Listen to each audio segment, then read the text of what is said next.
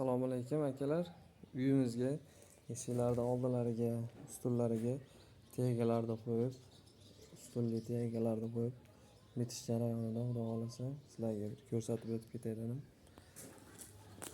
Bismillah.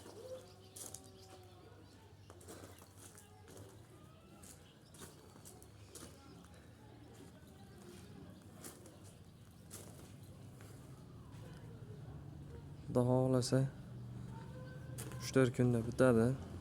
Yana polniy obzorini qilamiz.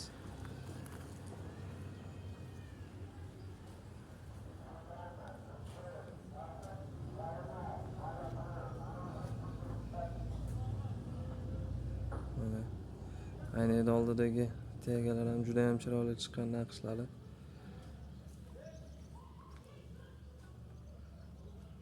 Suppa deb qo'yamiz biz so'rini ichidagi mana naqsh polностью ramkali qilib chizdik, xudo xolasa. Inshaalloh hali bitgani yo'q. Tegalariga ertaga ishlov beramiz. Fotojenta.